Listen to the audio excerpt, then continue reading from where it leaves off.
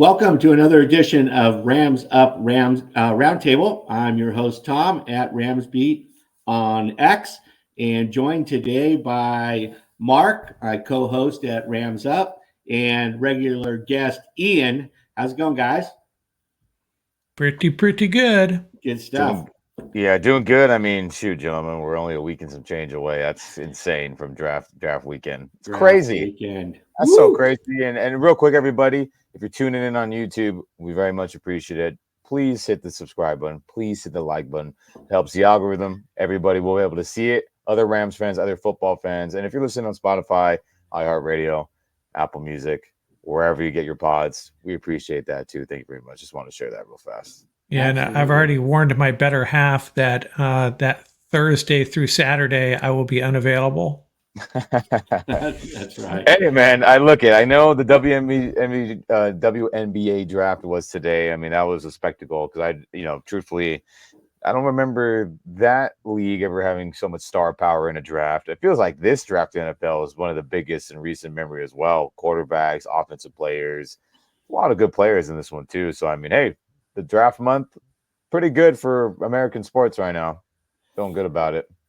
Yeah, so we're going to talk today. We're going to talk about the depth chart on the defensive side of the ball, but just in terms of the, what you're commenting about the drafting, and that I'm hearing a lot, like almost consensus, that it's pretty top heavy, almost all on the offensive side of the ball. Like not, it feels that way. And then the depth really drops off. On the back half of the, on the back half of the draft on day 3, where, the Rams typically do a really good job. But a lot of people that, study this on a pretty hefty basis are saying that, like, there's not as good, there's not as many good players on day 3 and even at the end of day 2 as there have been in the past. And some people are attributing that to NIL, to the NIL stuff, where more players are maybe staying in. If they're going to be, if they're going to get a late pick, then they, stay in or whatever. So I don't know. It's interesting how all that's shaping up. But anyway, that's crazy though. I mean, doesn't it feel like every year it's kind of like that though, a little bit, where it's like, the back half is whatever. It ends up, there's always stars being found. I mean, but it's interesting. It's interesting that people feel that way, though, that this year is a little more, talentless. And especially on the defensive side of the ball, right? Yeah. I mean, that's where, there's a few studs here and there, but like it's not. That's why what the top 10 is almost projected to be all offensive players, Yeah. So anyway, let's move on to the conversation about the Rams defensive depth chart. So we're going to dig into this thing a little bit here. I'm going to go ahead and throw up this graphic. If you're watching on YouTube, go back here to start with the defensive. We're going to start with the defensive line. So if you're watching on YouTube, the yellow are the, so quote unquote projected starters. On the defensive side of the ball, there's a lot of question marks around this. There's some of them are locked in, but some of them aren't. And we're just going to take it kind of position group by position group. So if you're not watching on YouTube, what we have up here is we have Kobe Turner and Bobby Brown right now are penciled in to start, right? The other, the third defensive lineman, we don't know who is going to be. It's going to be DeJuan Johnson or Laurel Murchison. And then the only other real player of any note from the defensive line we have is Corey Durden, to back up Bobby Brown, a big hefty kind of nose tackle guy who kind of hung around the Rams a little bit last year. So really, really thin on the defensive line. Ian, what are your thoughts? Jesus. I mean, it's like, hey, man, the true defensive player of the year, Kobe Turner, let's be honest, double team more than Aaron Donald last year. Should have won it because of that. Should have won defensive rookie of the year. Excuse me, not player of the year, if I said that. Defensive rookie of the year over Will Anderson. He's an edge guy. He's not getting double teamed as much. So that's great. He's coming back. We expect good things from him. Bobby Brown's a coin flip too. Let's just be honest about it, right, gentlemen? I mean, he's been on and off of playing. He didn't play his rookie season, the Super Bowl year. He had injuries in other years. He had suspension in this past year. And now this is his final year of his rookie contract, and it's really going to be up to him to preserve his NFL future, truthfully. Let's be honest. I mean, he's a big specimen. I like his personality. I like the way he plays when he is on the field, but that's just a coin flip. So those two, you're like, okay, not too bad. And then obviously Aaron Donald's done. Remember, number 1 right here on my screen. And golly, it's well, who else it's not good, right? It's who's going to be in that spot? Laryl Murchison, who had what 16 total tackles last season, or is it Desjuan Johnson, who's played very minute as well? So let's be honest, they're going to draft in that spot, probably a couple, picks worthy, right? I don't know what round that'll be. Is it a Byron Murphy in round 1? Is it round 2 guys, and so forth and so forth? But it feels like they're going to address that spot. At least 2 draft picks, probably more. Again, Bobby Brown, final year of his rookie deal. Other D tackle spot, we don't know jack about that spot right now based on the guys who are there. But, I mean, Mark, Tom, shoot, man. I don't know how you guys feel. I don't feel good. Based on this crew on the team right now. Yeah, we did one mock draft where we went, Paul and I, where we took, I think it was Byron Murphy in the first round. And then we traded a 2025 second round pick and several other picks and moved up into the second round in a better position than the second round. And I think we drafted Michael Hall. So kind of what you're calling for there, Ian. Two guys that you can plug in and be immediate rotational players at a minimum. But what I'm wondering is, and we'll talk about Michael Hoyt here in a little bit, but there's been talk. Several people have suggested maybe, having him bulk up and move back to the defensive line. I don't expect that to happen though. We got to add 2 defensive linemen in the draft. One of those top 2 picks, and people calling for edge. And again, we'll talk about edge in a minute. But I don't know if adding edge is going to do the trick unless you address this problem, this issue as well. You got to do both. Yeah, I think this is going to be almost is a bigger focus than edge.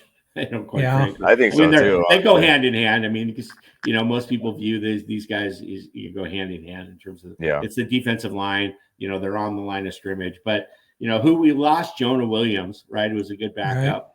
Right. And he would have been starting in this spot for sure, right, guys? Yeah, he would have been on that. Yeah. He would have been the penciled in guy. Yeah. And I think we also lost. It was Copeland. I think we lost, right?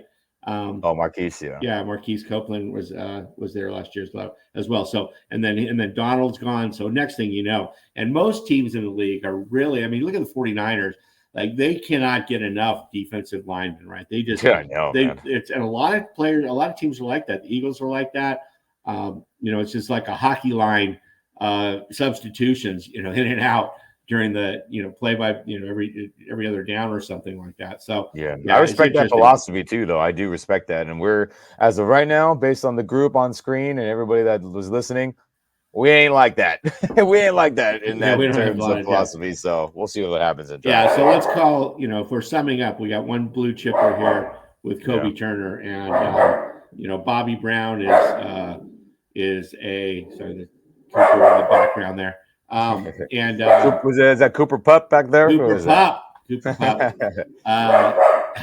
He's mad too about this group right here. Yeah, he's sitting here looking at this defensive line with me. He's barking, put me in, coach. Man. He's like Byron Murphy, round 1, Tom. Byron Murphy. Yeah, that's right. That's what he's saying. And the more film I watch on Byron Murphy, he is a really, really good player. Yeah, I think that if he's there at 19, just I know we're talking about our team currently, but I think that would be an easy no-brainer if he's there at 19. But again, I've been on record saying we'll move up, move down, but I feel like if he's there, I think they pull the trigger. Anyway, just want to share that real quick.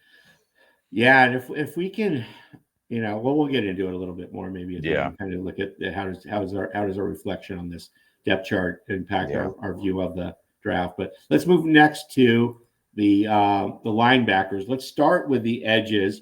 So we have Nick Young, Byron Young, Byron Young. I'm sorry, Nick Hampton, and Byron Young, and we have Michael Hoyt. That is our that's kind of who started the last year, right? Yeah, and it's the returning crew, right? I mean, shoot, as of this moment. Yeah, and then backing him up is Nick Hampton, Keir Thomas, Zach Van Valkenburg, and O'Shawn Mathis. So there's some depth there. It's not super quality depth. Mark, what's your take on that group? Well, I would just hope one of these guys, Hampton, Thomas, Mathis, are the likely candidates. Takes a step forward, and becomes an impact player. It doesn't have to be a Pro Bowler. It doesn't have to really be anything close to a Pro Bowler. Just someone that can come in and put pressure on the quarterback, maybe rack up a few sacks over the course of a season. And I think we've seen little bits of it from all three of them, but certainly not in a way that we can say, oh, we're good at this position. Not yet. I wish we knew. Do we go out and draft a guy like Latu in the first round? And does that really? I don't know. If one of these guys were to take a step up, it'd be nice. We can't see into the future, though, right? Can't really count on it. That's the problem. Yeah. And I think, gentlemen, I mean, look at Byron Young. What a nice third-round pick he was. He was tied, or he was in the top 2-3 of sacks with Kobe Turner. He had a really nice season overall. There's still a lot of things for him to improve on, but as a third rounder who wasn't expected to do a lot, he did quite a lot, actually, and that was good to see. So, hey, now, no Aaron Donald, more attention to you. What are you going to do? Are you going to be able to up your game to match the production you had and increase it, or are you going to take that sophomore slump that we hope everyone in our team avoids, right? All our good freshmen, rookies that balled out this past season. We want no sophomore slumps. Hopefully he's not that case. In terms of Michael, his first year playing outside linebacker, I mean, no one as good as you can if we can stop asking him to drop and cover people 15 yards down the field. Golly, that was irritating. But I think he can play the run well. I think he can get pressure. And is it, oh my God, Pro Bowl level with both these guys? Of course not. Ideally, Hoyt would be a great third man in this rotation. And I've said it in the past, gentlemen, and we've talked about it. To have just two edge guys be productive is just not good enough in today's NFL. It's just not. You need minimum 4 dudes to rotate in, 2 starters, 2 backups, to constantly, keep the level of play, defending the run, setting the edge so nobody bounces outside and you get the long, wide runs that, nobody can chase down, to attack the quarterback in the pass game. You need 4 guys. We just talked about the 49ers and Eagles not having, or having way too many D lineman edge rushers. We need to take that same approach, at least on the edge at the minimum. And, look at Kier play a little bit. Van Valkenburg played a little bit. O'Shawn played probably the most out of all the backups here on this list. But, unless they improve themselves, I mean, it's hard to expect them to take that leap forward. We hope that's the case. But I expect edge to be drafted in rounds 1 or 2. No doubt about it. And that person will probably overtake Hoyt. But if Hoyt improves, then great. That's a great issue to have. But I expect edge to be addressed in the draft, because Young and Hoyt, while that's not bad, it's not good enough to win multiple playoff games at this moment. I mean, do you disagree? Shoot. So the first 2 picks you're saying are defensive tackle edge? Yeah, I mean, hey, depending on how this order thing shakes out, because who knows what the chaos will be on draft day, right? Round 1, and then obviously day 2 with round 2 and round 3. But I expect that to be addressed just like the D line. We have a lot of guys unproven. It's someone out of position to a lot of our fan base, and then we have a young stud that still needs to grow. So, hey, we'll see what happens. I hope the best for everybody on this page here for the edge outside linebackers. Yeah, I think, Keir Thomas and Van Valkenburg, I mean, kind of, undrafted guys, and they just, they played well, right? They made the team, unrestricted free agents and so forth. Yeah. I think both of them actually came up off of the practice squad at some point. But Go for that, man. But Nick Hampton, he was a 5th round pick, I think, last year, and Mathis was a 6th round pick. And so these are guys that are going into their second year, played a backup role. They, especially Hampton almost got redshirted and so forth. So I think that these guys take a step up. That would be great. Those are the guys that I would look to, to try and emerge in their second season, or at least move into a situation where they can provide really strong minutes or snaps in a backup role. So that's my take. But yeah, we definitely need. I mean, this is not a terrible. It's not terrible depth if you get one more stud opposite of Young, right? Then all of a sudden we're feeling like, okay, we got two studs and a bunch of guys to back them up. Yeah, that's how we should feel. Dang it, that's the ideal scenario, Tom. Yeah, my friend. and the concern is, the dilemma is, and I hate to bring this up, but I'm sorry, it's true. The hit rate on first round edge rushers is not good. So to think that just because we're going to draft an edge rusher in the first round doesn't mean we're solving the problem necessarily either. You just never know. I think it's a little better hit rate on defensive tackles and such. So that's another concern. Just got to throw that out there. Yeah, I get it. I mean, it's just same, man. These are the lottery tickets that we're purchasing, right? Every draft, we've turned them in for proven players. Now we're back in the pool of scratching them off and hope we hit a jackpot like Aaron again, right? Or win a couple million like a Goff and a Gurley, where it was good for a short period of time, right? It's that's round one for you, right? Half of them are gonna work, half of them aren't, and edge is no different. Shoot. Yeah. Well, let's move on to the line. Let's talk about the linebackers. So kind of the same crew from last year, right? We got Ernest Jones holding down the fort. We got one stud in this position group, and he's good. And then Roseboom, again, a guy that probably played way above his expectations last year. He played well. He did, honestly. Yeah. And then Hummel coming back and Troy Reeder coming back. So again, the same cast of characters. It's on this defensive in the box here, we have Kobe Turner, Byron Young, and Ernest Jones. One guy in each of the three position groups that's a stud, and then a bunch of other guys.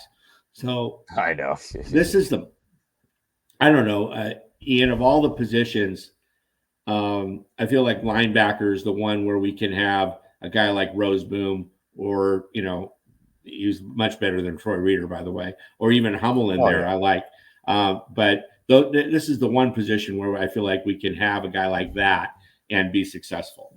No, I agree. I mean, like you said, I was shocked with Roseboom playing kind of well.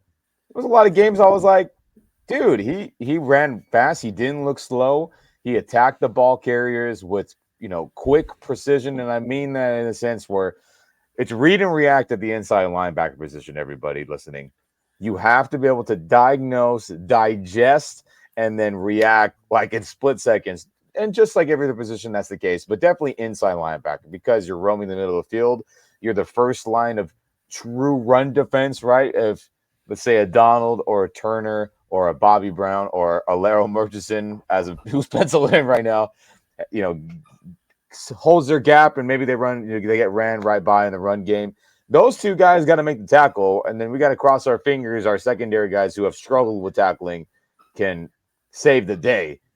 So, Roseboom, for being a guy no one thought anything of, he did all those things pretty well. Played pass coverage solid, and obviously he was taken out in the dime and some of the nickel stuff every now and then too, and that's acceptable. That's the point of those packages, to have more DBs in place of him. But I think he did a good job, and fingers crossed that if this position isn't drafted, which I think it should, by the way, Ernest Jones in the last year of his rookie deal, please extend him. What are we doing here?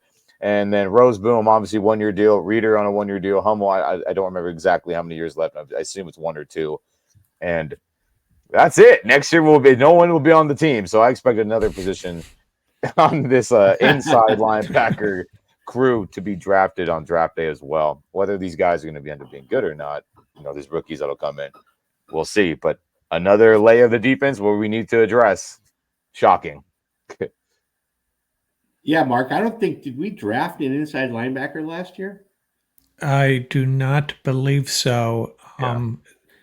I'd have to check, but I do not believe so. And to your point, Ian, and I don't have these stats in front of me, but you could probably take an educated guess. How many snaps, what percentage of snaps is that second linebacker even on the field for our defense? Maybe 30%? I want to say it's probably a little bit more if I had to throw a number on it, because when we went nickel, and everyone out there, that means there's 5 defensive backs. We take out one of the D tackles, probably the nose tackle. Bobby Brown would come out in the situations last year, and we'd put in an extra DB, and that's where we would go. Quinn Lake to the star, and then we'd have John Johnson and Fuller up top at safety with Akello, and then whoever else was the other corner that week on the outside. So he would stay in those nickel packages, and he would do well. When we went dime, that's when he would get yanked the most. And we probably did dime maybe another 50% of the time. So I would say, if I had to throw a number on it, I mean, Roseboom played maybe like 35, 40, I say 40-ish percent of the snaps. Because, again, he was on the field for a lot of those nickel packages because he can hang. He could run around and cover some guys. It was a perfect no, but hopefully that continues. Shoot, we'll need it. Yeah, I'm looking real quick at my draft history spreadsheet. I know we drafted, I think it was Clay Johnston. I think that was his name, a couple years back. Yeah. At inside linebacker, and that may have been the last one, and that was that was before Ernest Jones, actually. Yeah, they don't draft these guys. No, you don't. Well, did we lose Tom? Yeah, I think so. But to his point, I mean, we don't draft this position. Ernest Jones wasn't, the exception, being in the 3rd round. He ended up being a really good 3rd round pick. But I'm glad you're back here, Tom. But I was agreeing with your point. We don't draft it other than Ernest Jones, who luckily is a Pro Bowl level inside linebacker. Right. Yeah. They're happy getting they don't even draft these guys like in the late rounds. They're happy getting them off the street free agents. Yeah. So the more you talk about the linebacker position, and it almost sounds like it's an argument for adding picks, moving back in the draft. Because as we go through this, we need a defensive tackle or two. We need an edge rusher. Oh, we need a linebacker. We're going to have 0 next year. And if you draft a linebacker, if you draft an inside linebacker, let's say in the first 3 rounds, is he a guy that's going to see the field, or is that a message to Ernest Jones? Hey, we're probably not going to re-up. I don't know. It gets kind of messy. The messages you're sending to your team, are they really going to draft inside linebacker early at all? I see linebackers I really like in the late 2nd, early 3rd round, but I just don't know if it's a wise use of our draft capital, I guess is what I'm saying. Yeah, it'll be interesting to see what they do with Ernest Jones too after this year, because they definitely don't like to pay inside linebackers, but other teams do, and there's a lot of safeties and inside linebackers are positions that some of the other teams in the league will pay. So if you get a guy like Ernest Jones, right, he could get a market out there that that the Rams just won't want to meet. So it'll be interesting, but. This year so far, it's running it back basically with the linebacker group. So let's move on to That's crazy, by the way. Isn't that just crazy how free agency turned out? And it's like, well, they're the same crew. I mean, it's not the end of the world, but it's like, dang it, that's whack. Didn't sign one. Just couldn't find one inside linebacker. Or even edge, our outside linebackers too. I'm lumping them all together. It's that's true. Man, oh man. Yeah, you're right. We'll see. Yeah. We haven't seen any orange yet. Orange is the designated color for free agents. So, even good just to step back. No defensive line, no inside linebacker, no edge free agents. Yeah. Hey, here you go, Chris Shula, first-time play caller. Let's figure it out without the greatest of all time, too, by the way. Yeah, by the way, subtract. That's a tough gig. But it's still early. We got draft. We got the post-draft free agency. Post June 1 cuts and so forth. So there's still time. Yeah, there is. Okay, this has a little bit more color to it because there was a little bit more activity.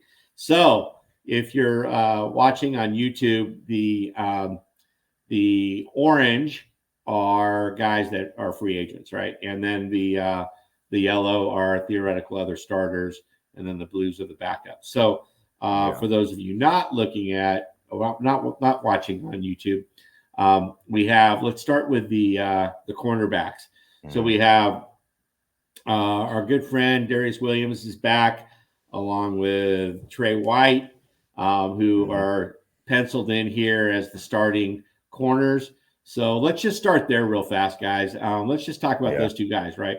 These two on the, are probably prime free agent signings to bolster that, reeling cornerback group. Mark, what are your thoughts on these two guys?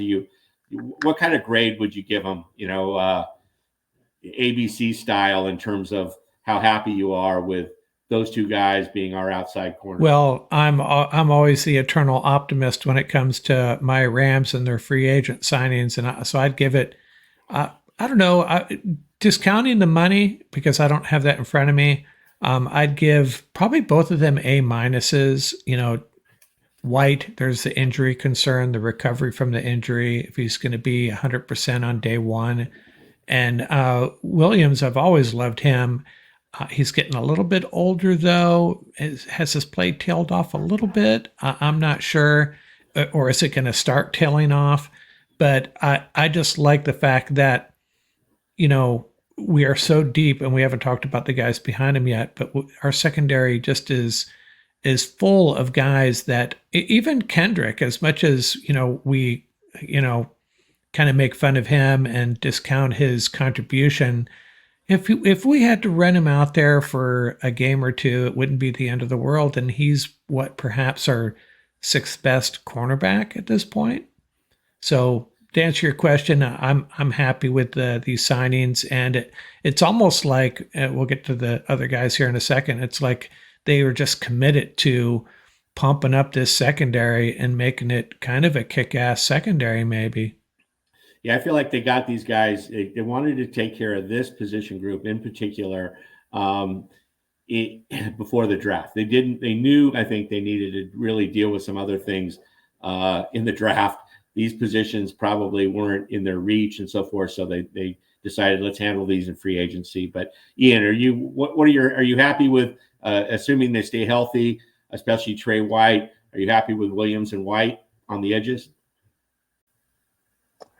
Yeah, I mean, it's cool that Darius Williams is back. I mean, guys, our whole fan base for years was like, Darius sucks. He's not that good.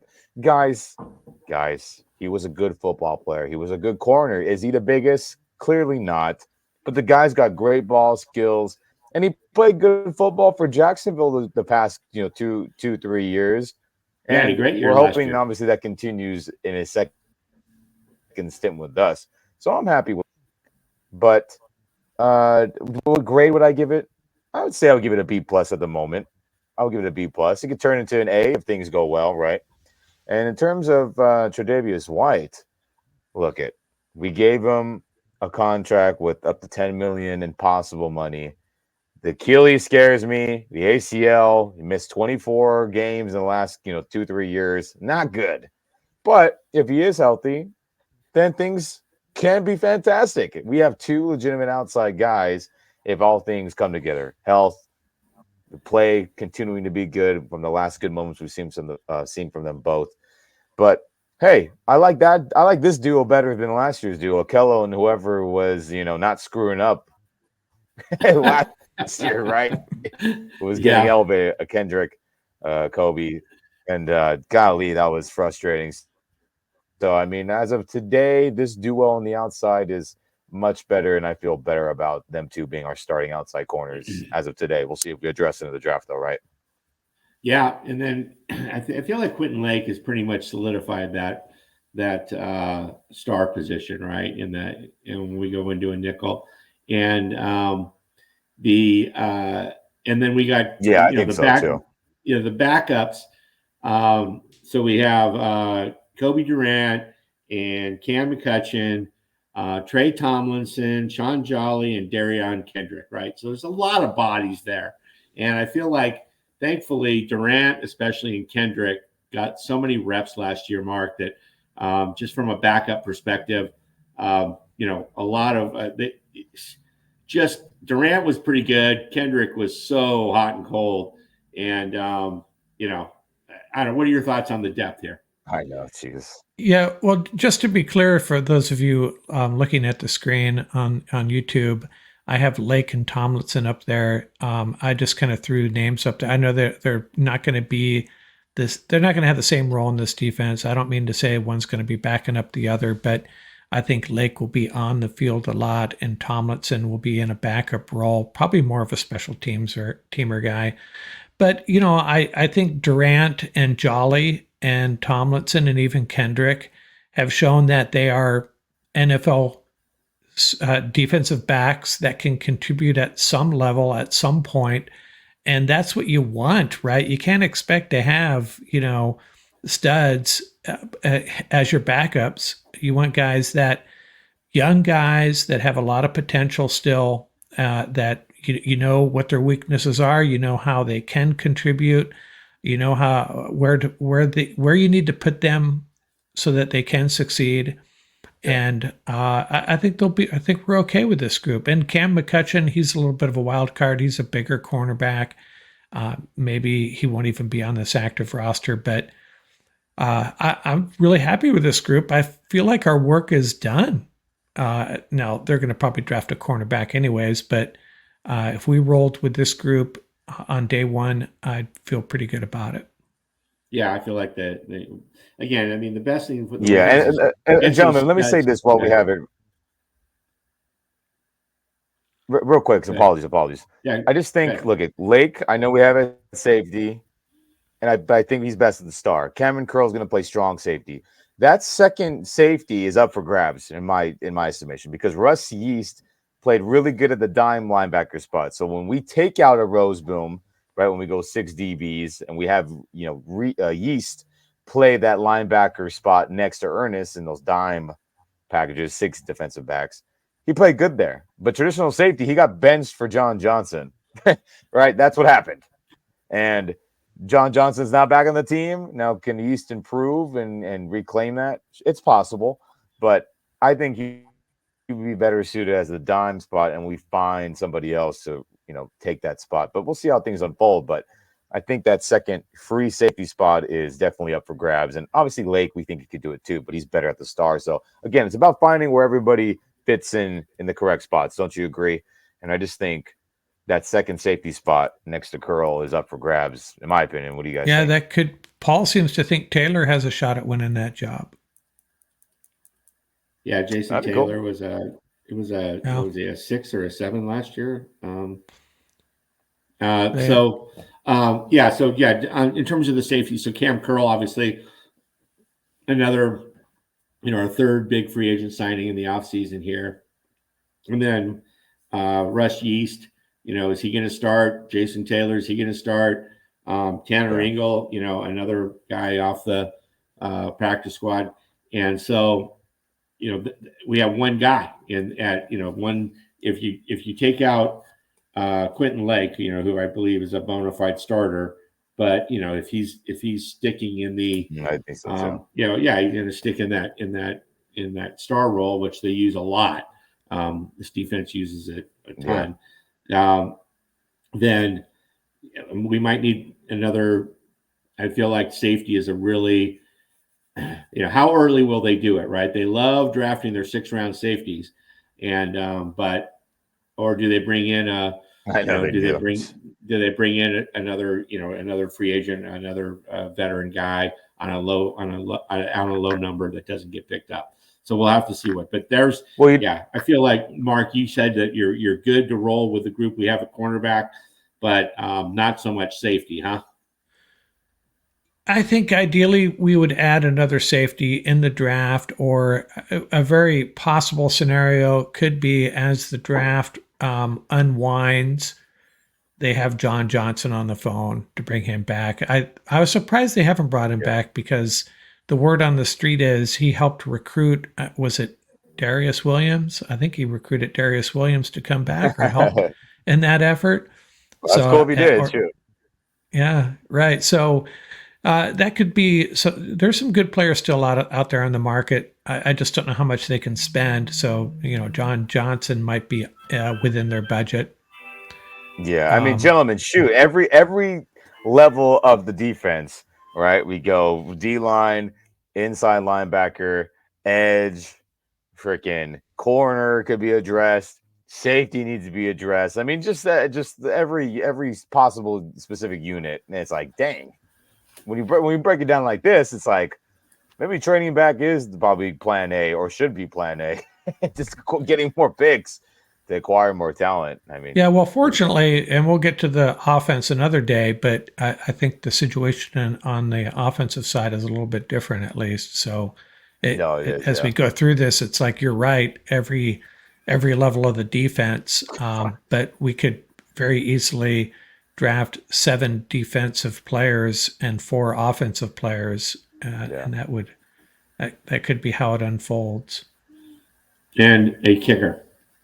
And a kicker. Yeah, can we sign just one of those? The what is it now? The XFL, USFL. I forgot the correct league name. Apologies, everybody out there. But every kicker seems to be making 55-yarders like nothing. It seems like every time I see some highlight, a kicker's bombing a 56+ yarder. I'm like, also these guys aren't good enough for the NFL.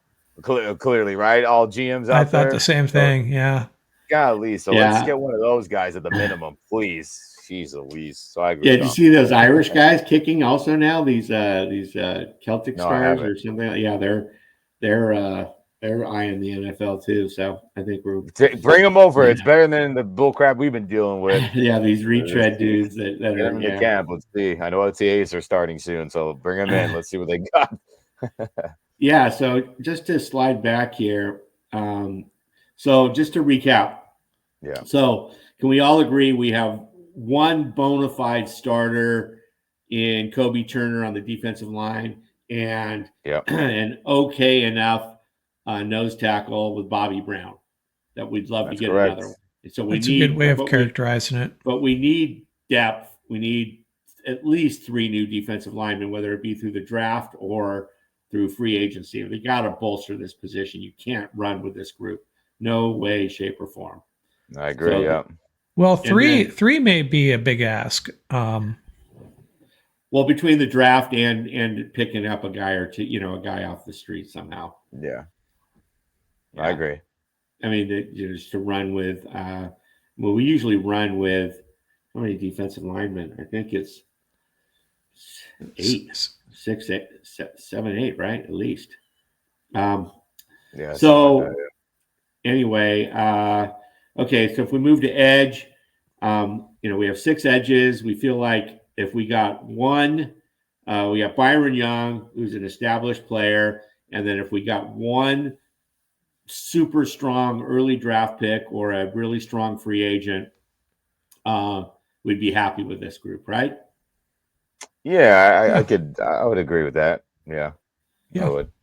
And then inside linebacker, it's so hard to tell. I mean, the Rams fans are all, saying, why don't we get another stud in there and do what, the Ravens do and some of these other teams that have 2 studs, or the Niners, and just not how the Rams roll. It's just, it'd be great if one of these guys stepped up, but I just don't see it. I can see him running back with Jones and Roseboom this year.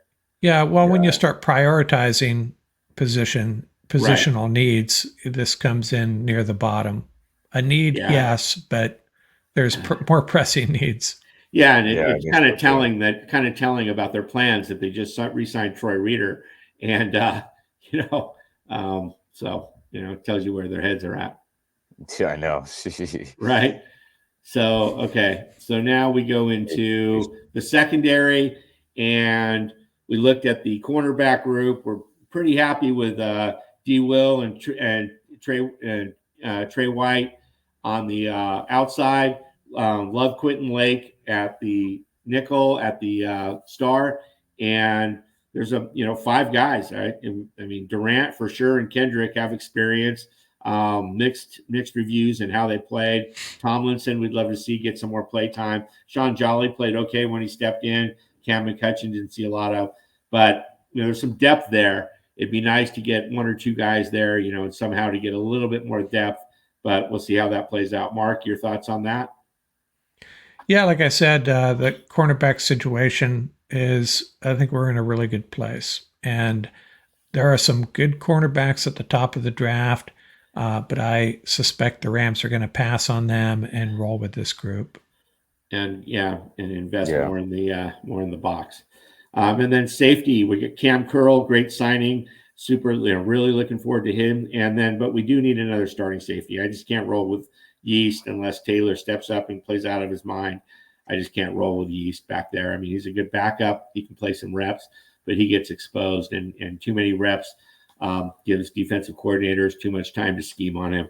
And so I feel like we really need a safety. And yeah, I think there is some at the end of the third round, assuming we roll with the picks we have, that 99th pick, there are some safeties, some really talented safeties that could be right in the Rams' wheelhouse. So you never know how the draft's going to unfold. There's a couple that Paul and I have talked about on our mock drafts that Paul really likes, and I agree with him. So that could be what happens. Late third, fourth round pick. And the Rams have found talented safeties later than that, right? Nick Scott and I mean, luckily Chris Shula, he's the one who is a safety guy. He's the one who identified John Johnson to be drafted late. He's the one who identified Jordan Fuller to be drafted late. So it'll be up to him to continue that good little trend of finding good, Pro Bowl fringe starting level safeties, because, a healthy John Johnson was a Pro Bowl level starting safety in that 2020 season. Jordan Fuller, until his ankles kept having issues, he was a Pro Bowl fringe level starter other than, this last year. But so it'll be up to you, new coordinator Shula. Can you help us on draft day a little bit again with that back end, please? Good stuff. So counting them out, Kobe Turner, Ernest Jones, Byron Young, one player in each of the position groups in the box. And then at cornerback, three pretty much established guys, right? And D. Will, Quentin Lake, and Trey White, and then Cam Curl at safety. So that's a total of 7 guys, and then a bunch of backups, and so so we need to definitely reinforce. I think that, God, I just keep looking at this D line, and it is it's not good, dude. Oh, it's not good. I mean, just look at the not good. Look, I know I said it, but look at teams like San Francisco and how would you feel? How would you feel if Aaron Donald was still on this defensive line? You wouldn't even be giving it much thought, right? I mean, I still feel like we needed some we needed some more depth, but that's like the super stud of super studs to step in, right? But I'm really actually pretty anxious to see Kobe Turner play that 3-tech, and I think he's going to get a lot more run, even though he did a pretty good job at using his quickness and the playing nose tackle most of the year. So it'll be fun to see. So, but yeah, I just feel like we did lose those guys. Jonah Williams and Marquise Copeland were our 2 main backups, and we lost both of those guys along with our superstar. So there's a lot of depth that's used at that position group for sure. Yeah, there is. It's like we said, Byron Murphy, if he's there at 19, or if we end up staying, let's just pull the trigger and let's move on. We can get a Chop Robinson possibly in round 2, and we can address both needs. And I think Murphy is, I would call him a sure thing, but pretty darn close. He's good, man. A lot more so than Latu, right? I mean, I love Latu. If you're going to go the other way, go edge rusher. I like Latu and Jared Verse, but I'd take Byron Murphy. And then there's Newton. If Murphy goes first, if someone else grabs Murphy, is Newton out of Illinois an option? Might have to go that way. The problem is with Murphy is I'm not talking about his play and all that, because I think he can play at any position on the D line, any spot, right? If you needed to play nose, I think he could do it. If you needed to play 3 technique, 5, wherever, I think he could do it. The issue is our position in the draft, which is why I say we move up or move down depending on how things shake out. Because let's just be honest here. Chicago is going to love Byron Murphy, right? All the defensive guys, pretty much from 9 to 18, everyone's going to want Byron Murphy would fit them, right? That's the issue here, especially at 18, because they need some D tackles there in Cincinnati. And then definitely Seattle, someone to pair with Leonard Williams, because they now are also going to run a 3-4 scheme with their new head coach.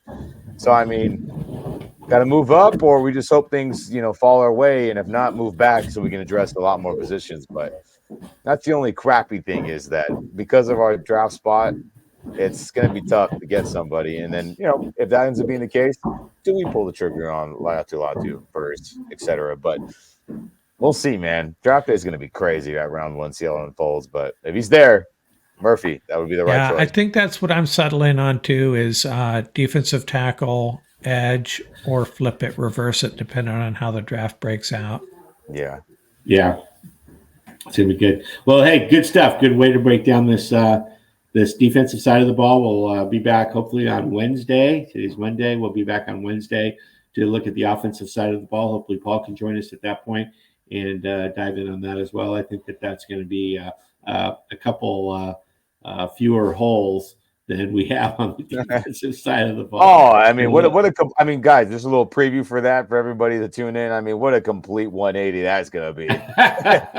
Let's just be honest. Yeah. We thought the defense was going to be whack last year, right? Everyone's like, we're going to be offensive heavy. It ended up being the opposite majority of the season, right? Defense was saving us in games when the offense was a crap, right? Yeah. Play calling, skill, injuries, all that stuff. And it's a little more scaled, and the defense is worse this time around, everybody. So let's just see what happens. The offense is going to have to carry us to make a deep playoff run. That's just how it's going to have to be.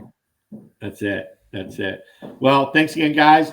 And been another roundtable, and joined by Mark and Ian. I'm Tom, and we'll see you guys in a couple of days. Thanks for joining us. Okay. Thanks a lot. Thanks a lot. Rams, best defensive player. Please just do it.